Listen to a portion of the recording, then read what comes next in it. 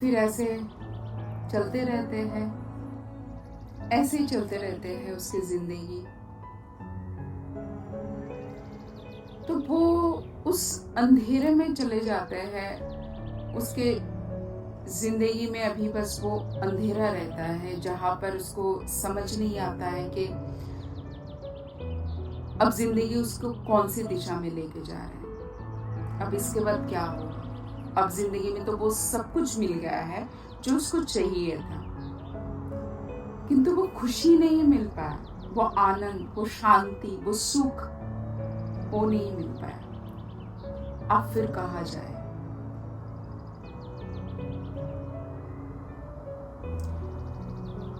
जब चारों तरफ इतना अंधेरा था, तब एक ही रोशनी थी, और वो थे परमात्मा का ज्ञान। वो ज्ञानी था परमात्मा का, जो उसको नया रास्ता दिखाया उस अंधेरे में, जिसने वो रोशनी लेके आए। ये ज्ञान सूर्य है परमात्मा का, जहां पर उसको समझ आया आत्मा और परमात्मा का ज्ञान, जहां पर उसको समझ आया कि वो कौन है, वो क्यों खुश नहीं है, वो क्यों दुखी है। ये जो इतने सारे प्रश्न उसके मन में घूम रहे थे, उन सब का आंसर उसको धीरे धीरे मिलने लगा, जब उसको समझ में आया कि वो कौन है। जब उसको ये समझ में आया कि वो एक पवित्र आत्मा है, उसका ये शरीर यानी कि उसका ये बॉडी और उसका आत्मा यानी कि वो सोल, ये दो अलग हैं। हमने अपने बॉडी को ही अपना सब कुछ मान लिया, और इसीलिए इस बॉडी के साथ हुए जो रिश्ते, जो नेम, फेम, सक्सेस, जो भी चीज है, उन सबको ही हमने हमारा पूरा जिंदगी मान लिया। और उसको अपना जिंदगी मानते मानते हम भूल गए कि हम स्वयं कौन हैं। हम स्वयं एक आत्मा है, और सुख, आनंद, शांति उसका स्वधर्म है। वो बाहर नहीं है, वो बाहर कहीं पर नहीं है जहां पर हम ढूंढ रहे हैं। कोई एक वस्तु से, कोई एक व्यक्ति से हमें सुख, आनंद, शांति मिल सकता है, बट वो टेम्पररी है। पर वो कंटिन्यूअस उसको मिलने के लिए हमें अपना आत्मिक स्थिति में स्थित होना चाहिए।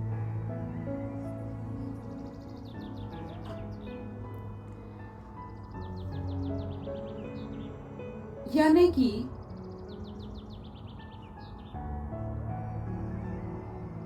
आत्मिक स्थिति यानी कि मेरी स्थिति, परिस्थिति यानी कि पर की स्थिति यानी कि कोई व्यक्ति या तो कोई भी बाहर की स्थिति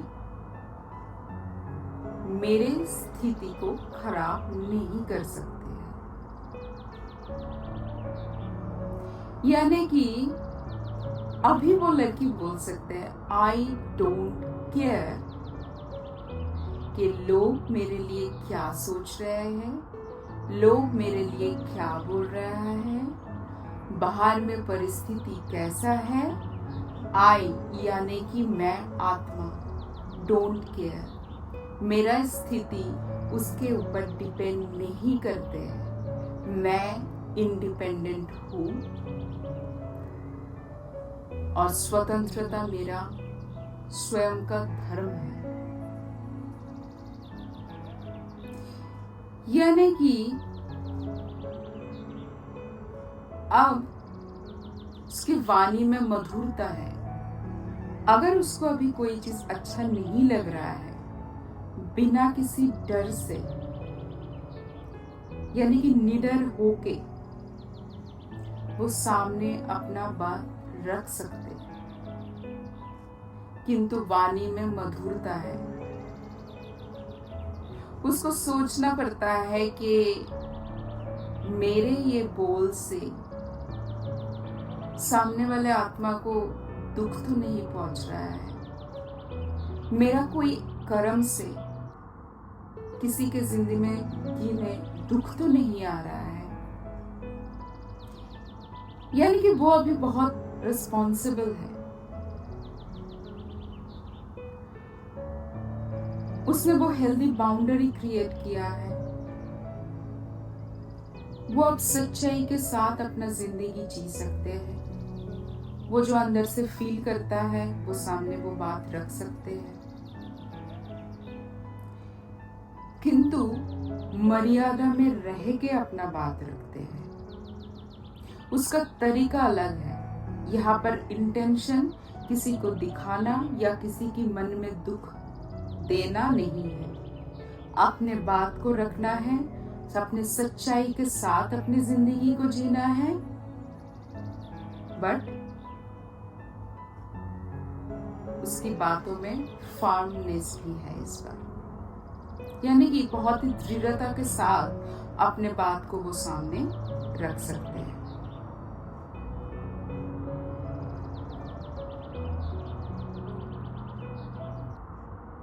अभी वो स्वतंत्र है।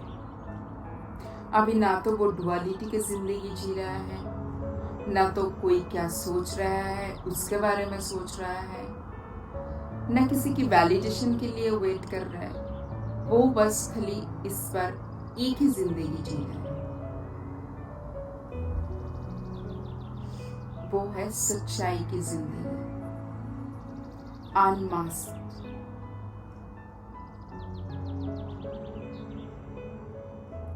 किंतु इसमें वो इस बार भी जैसे बोलते हैं आई डोंट केयर। अगर सामने कोई आत्मा से उसको परेशानी मिल रहा है, उसका डिसएग्रीमेंट हो रहा है, हो सकता है कि वो फिजिकली उस आत्मा को कुछ नहीं बोल रहा है, किंतु अंतर्मन से उस आत्मा के लिए उसके अंदर शुभ भावना और शुभ कामना रहते हैं। वो दिखाने के लिए कुछ और बोलने के लिए कुछ और नहीं, ऐसा नहीं कर रहे। अब इसका यानी कि इस लड़की का सोच, बोल और कर्म तीनों प्रॉपरली अलाइंड है।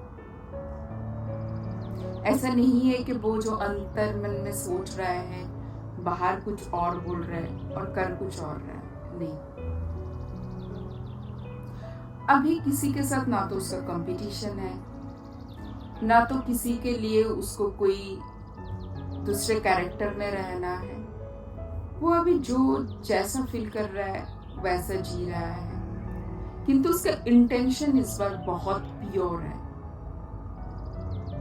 क्योंकि उसको अभी पता है कि वो एक पवित्र आत्मा है और पवित्रता कभी झूठ के साथ नहीं आ सकती। ये केवल सच्चाई के साथ ही आ सकता है। और इस रास्ते में अपना सच्चा दोस्त और साथी केवल मात्र परमात्मा होता है, स्वयं ईश्वर होता है, चाहे आप उसको किसी भी रूप से माने। वो होता है सच्चा दोस्त जो आपको सच्चाई के रास्ते पे चलने पे हेल्प करेंगे।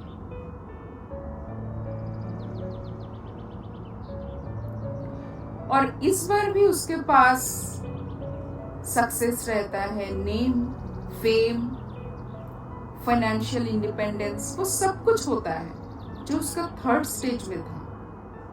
ये फोर्थ स्टेज में भी रहता है।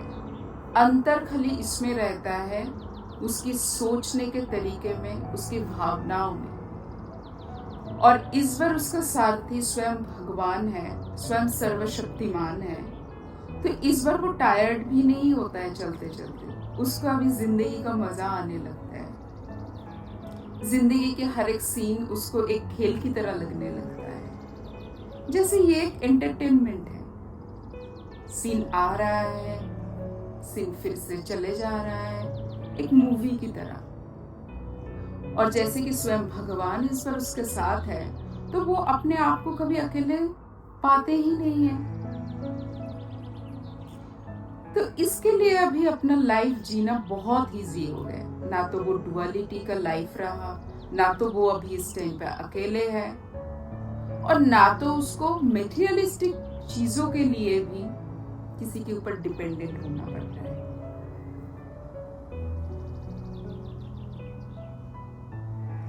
तो अब जाके वो बना है मॉडर्न स्ट्रॉन्ग वुमन। ये कहानी कोई लड़की की है नहीं, ये कहानी आपकी, मेरी, हम सब की है। ये लड़की एक सिंबॉलिक रिप्रेजेंटेशन था, वो लाइफ के हर वो 4 स्टेज को दर्शाने के लिए। किंतु ये कोई जेंडर स्पेसिफिक स्टोरी नहीं था, ये हम सब की कहानी है। हमारा सबका बचपन ऑलमोस्ट सेम रहता है, जैसे ये कहानी में बताया।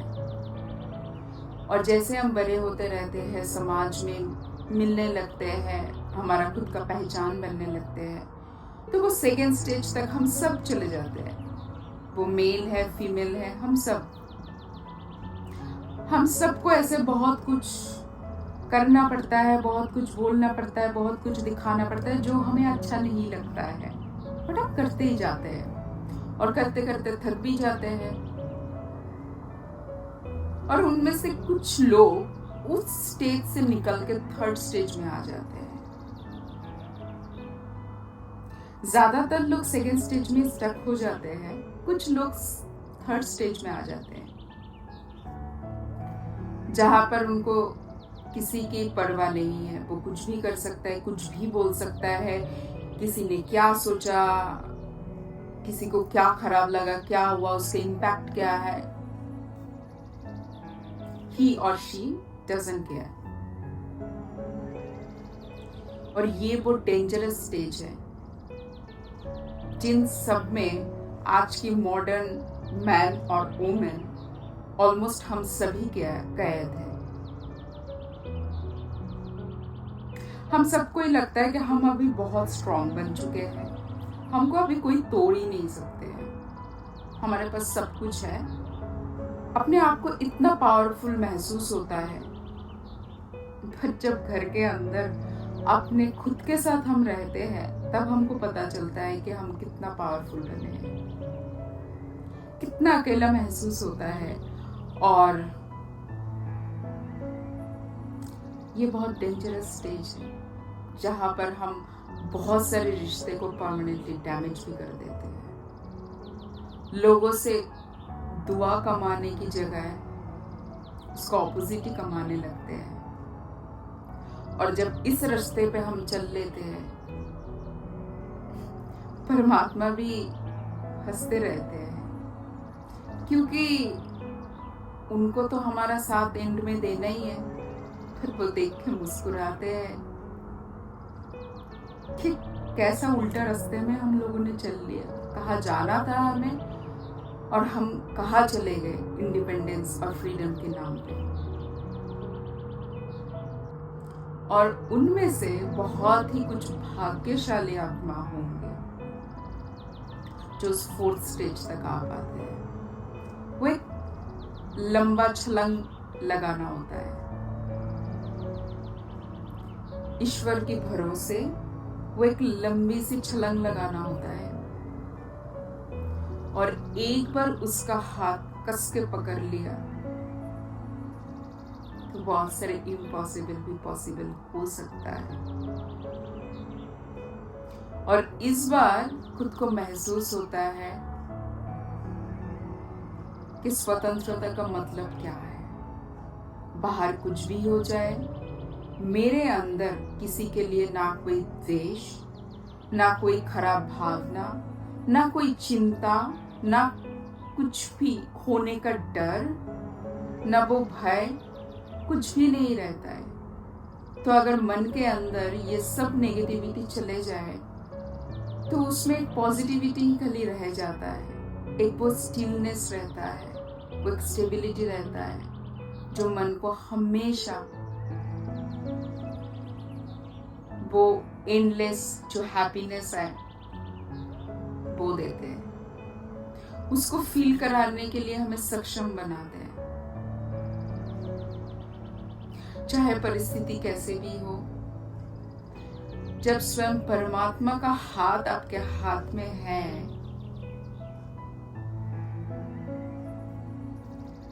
तो फिर उस सिचुएशन से नेविगेट करना भी इजी हो जाता है। यानी कि इस बार आपका मन मुक्त है, मन फ्री है।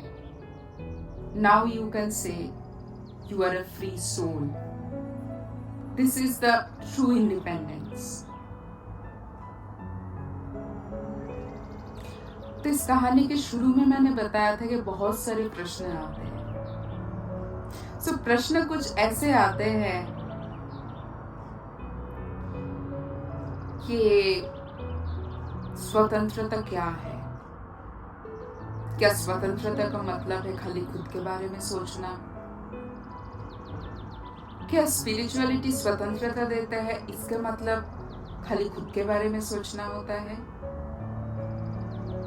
तो इस कहानी से अभी तक ये तो पता चल ही गया है, स्पिरिचुअलिटी आपको वो शक्ति देता है जहां पर आप सच के रास्ते पे चल सकते हैं, सच को बोल सकते हो, अपना बुद्धि से सिचुएशन को आप एनालिसिस कर सकते हो, और बाहर लोगों ने आपके साथ चाहे कैसा भी किया हो, अपने मन के अंदर ना तो कोई चिंता होना चाहिए, ना तो उस आत्मा के लिए कोई खराब भावना होना चाहिए। आपका हर एक सोच श्रेष्ठ होना चाहिए, आपका हर एक बोल मधुर होना चाहिए, आपका हर एक कर्म श्रेष्ठ कर्म होना चाहिए। आपके मन में सभी आत्मा के लिए शुभ कामना होना चाहिए। दुआएं देना है, दुआएं लेना है। ये हुआ ट्रू इंडिपेंडेंस, ट्रू फ्रीडम, यानी कि आत्मा जिसका स्वधर्म है स्वतंत्रता।